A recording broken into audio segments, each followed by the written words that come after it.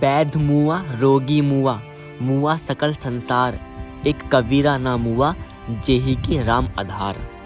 कबीर इस दोहे में कहते हैं, यह संसार एक नज़वर दुनिया है, फिर चाहे वो चिकित्सक हो या कोई, सभी को एक दिन मरना है।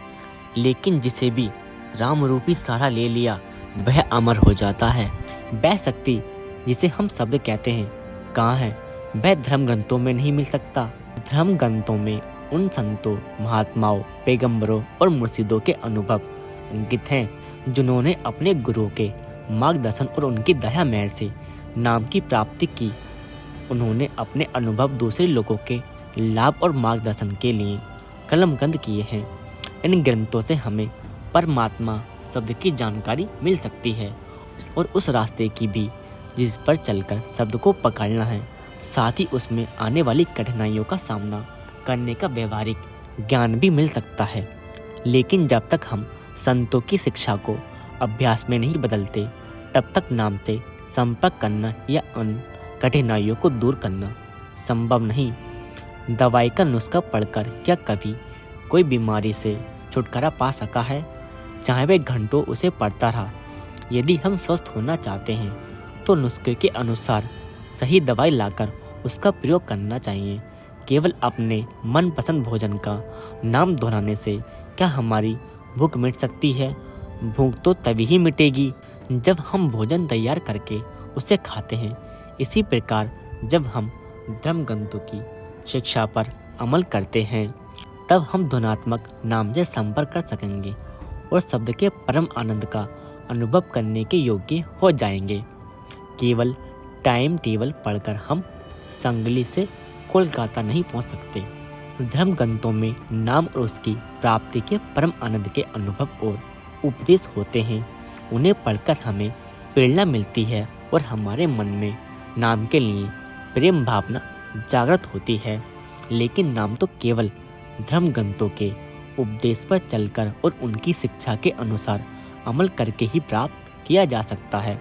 धर्म ग्रंथों के अध्ययन की आलोचना कभी नहीं करनी चाहिए, बल्कि बढ़ावा देना चाहिए, क्योंकि यह मन को निर्मल करते हैं और नाम से जुड़ने के लिए हमारे मन में शौक पैदा करते हैं। हालांकि यही सब कुछ नहीं है, यह तो बर्तन को साफ करने के समान है, लेकिन उसके अंदर कुछ रखना भी तो चाहिए।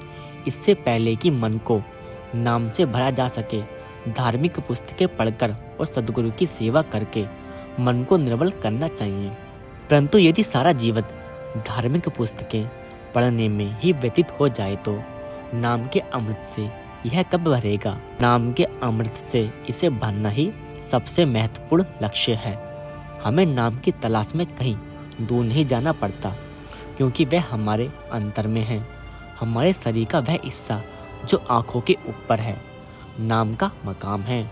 आँखों के नीचे शरीर में 9 द्वार हैं, जिनके जरिए मन सारी दुनिया में बाहर फैला हुआ है और इसे उनमें भटकते रहने की छूट देनी चाहिए। इसे संसार और इन 9 द्वारों से समेटकर वापस आँखों के केंद्र तीसरे तिल पर, जो मनुष्य शरीर में मन और आत्मा का ठिकाना है, लाकर स्थिर करना है। यह शब्द कहाँ से उत्पन्न हुआ और कहाँ से आता है? यह सचखंड यानी सतलोक से आता है, जिसे सतदेश भी कहते हैं। जब मन शब्द से जुड़ जाएगा तब आत्मा भी ऊपर जाएगी और मंजिल दर मंजिल सतदेश पहुंचकर जन्म मरण के चक्कर से सदा के लिए आजाद हो जाएगी। तब मन भी अपने घर त्रिकुटी में बस जाएगा और वहाँ शब्द का परम आनंद लेगा। तब वह इंद्रियों के भोगों की लालसा नहीं करेगा। जिसे हीरे और मोती मिल जाएं, वह रुपयों और पैसों की परवाह क्यों करेगा? जिसे स्वादिष्ट भोजन मिल रहा हो, वह बेस्वाद भोजन क्यों करेगा? मन को इंद्रियों के भोगों के मोह से कड़े संयम और तप के द्वारा पूरी तरह जड़ से निकालना संभव नहीं हो सकता। मन की तृष्णाओं को शब्द की लज्जत देकर ही नष्ट किया जा सकता है। यद्यपि नाम हमारे अंदर है, हम इसे बिना किसी की सहायता के केवल अपने प्रयत्नों से प्राप्त नहीं कर सकते। मालिक ने नाम हमारे अंदर रखा है, पर उसकी कुंजी संत सद्गुरुओं के पास रखी है और केवल वही हमारे मन को शब्द के साथ जोड़ सकते हैं। किताबें पढ़कर इस रास्ते का पता नहीं लगाया जा सकता। कोई भी विज्ञान केवल किताबों के जरिए अच्छी तरह नहीं सीखा जा सकता। एक गुरु होना जरूरी है। केवल दवाइयों के बारे में किताबें पढ़कर आप डॉक्टर नहीं बन सकते।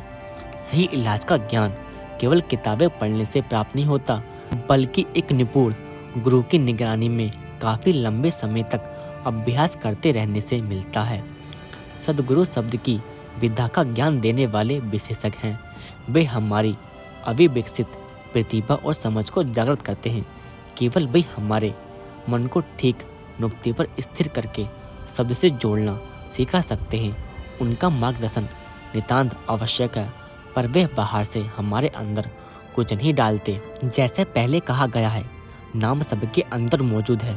हमें अपने मन को इंद्रियों के भोगों से हटाना है और उसे नाम के साथ जोड़ना है। इस सांसारिक जीवन में सफलता पाना ही हमारी एकमात्र लक्ष्य नहीं होना चाहिए। हमें इस सांसारिक जीवन में इतना अधिक नहीं उलझ जाना चाहिए कि हम परमात्मा को ही भूल जाएं। हमारा सबसे पहला और बड़ा कर्तव्य अपने मन को नाम के साथ जोड़कर मुक्ति प्राप्त करना है। तब हम इस जन्म में भी सुखी रहेंगे और 84 लाख योनियों के जेल खाने से भी छुटकारा प्राप्त कर सकेंगे। स्वामी जी महाराज इशारा करती हैं कि हम बहुत बुरी तरह इंद्रियों के भोगों में फंसे हुए हैं, जो वास्तव में हमारे गले में फांसी का फंदा है। अगर हम प्यार, प्रीतम, प्रकाश या नूर देखना चाहते हैं तो हमें अपने मन को सांसारिक भोगों से हटाकर शब्द की ओर लगना होगा। हमें मन को शब्द के आनंद में लीन करना होगा। दुनिया के रिश्तों और धन संपत्ति के मोह माया में फंसे मन को इनसे हटाकर आंखों के केंद्र तीसरे तिल पर वापस लाओ और उस जगह स्थिर करो, ताकि तुम्हारा दिव्य घर यानी निज घर वापस जाना संभव हो सके। मन को इंद्रियों के भोगों से हटाने के लिए ध्यान को आंखों के पीछे तीसरे तिल पर एकाग्र करके परमात्मा के नाम को दोहराना ही सिमरन कहलाता है, जो संतों के द्वारा सुझाया गया तरीका है। हमने अपने ध्यान को बार बार संसार की शक्लों और पदार्थों के बारे में सोचकर सारी दुनिया में फैला लिया है। इसी तरीके से हम दुनिया के सिमरन की जगह परमात्मा के नाम के सिमरन करके उस ध्यान को वापस लाकर केंद्रित करते हैं। सिमरन लगातार होना चाहिए और अपने आप जारी रहना चाहिए। इसके अलावा इस संसार में सुख केवल एक भ्रम है, क्योंकि यहाँ जो सुख प्रतीत होता है उसका नतीजा अत्यंत दुखी होता है। जब हमारे बच्चे पैदा होते हैं हम कितनी खुशियाँ मनाते हैं, लेकिन अगर परमात्मा उसको वापस बुला ले तो मन कितना दुखी हो जाता है। सुख मीठा लगता है, परंतु इसका प्रतिफल कड़वा। हम कड़ी मेहनत करके धन संपत्ति इकट्ठी करते हैं, अगर यह हाथों से निकल जाए तो मन कितना अधिक दुखी हो जाता है। केवल एक ही आनंद, एक ही सुख ऐसा है जिसकी कोई प्रतिक्रिया नहीं है, और वह शब्द का परम सुख। शब्द के साथ प्रेम का अर्थ है अपने प्यार पिता परमेश्वर से प्रेम करना। इसके बाद कोई दुख नहीं होता। सच्चा सुख प्राप्त करने के लिए आत्मा का सचखंड पहुंचना जरूरी है, जहां से ये आई है। तीसरा तल दोनों आंखों के ऊपर और पीछे वह द्वार है जो घर वापस जाने का रास्ता है। हम इस द्वार में केवल तभी दाखिल हो सकते हैं जब हम शरीर के 9 द्वारों से अपने ख्याल को समेट लें। सभी संतों ने हमें इन सच्चाइयों का विश्वास दिलाया है। हमें उनके वचनों पर विश्वास करके उनके उपदेश पर अमल करना चाहिए। कबीर साहिब, गुरु नानक साहिब, दादू साहिब, सब महान संत सद्गुरु ने इसी रुचि की शिक्षा दी है। हमें उनके अनुभव से लाभ उठाना चाहिए।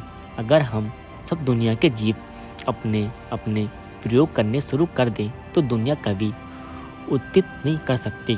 अगर संतों के अनुभव से लाभ उठाकर आगे चलेंगे तो हम पूरा लाभ उठा सकेंगे।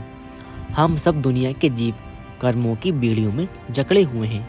क्या राजा, क्या प्रजा, क्या अमीर, क्या गरीब, क्या स्त्री, क्या पुरुष, दुनिया के सब जीवों को अपने अपने कर्मों का हिसाब देकर इस कर्ज को चुकाना है। ये कर्म पिछले कर्मों के परिणाम हैं जो हमें इस शरीर के जेल खाने में कैद रखते हैं। यदि हम अच्छे कर्म करते हैं, राजा महाराजा सेठ साहूकार बनकर आ जाते हैं, पर ये जन्म मरण के चक्कर से मुक्ति नहीं दिलाते। सी क्लास के कैदी होने के बजाय एक क्लास के कैदी बन जाते हैं, लेकिन फिर भी रहते तो हम जेल में ही हैं। वास्तव में कर्म रहित हो जाना या कोई भी कर्म न करना बहुत कठिन है। शब्द अभ्यासी कर्मों का निष्फल करने का एक अचूक तरीका है। शब्द मन और माया के पार के मंडलों से आता है। वह सब कर्मों का नाश करता है और आत्मा को सारे निकृष्ट प्रभावों से मुक्त करता है। यदि हम अपने आप को शब्द के हवाले कर दें तो हम इसके मूल स्रोत परमेश्वर तक पहुंच सकेंगे। इसलिए अपने आप को परमेश्वर की भक्ति में लगाएं। जो आत्मा का स्वामी है वह आत्मा को परमात्मा में विलीन कर दे।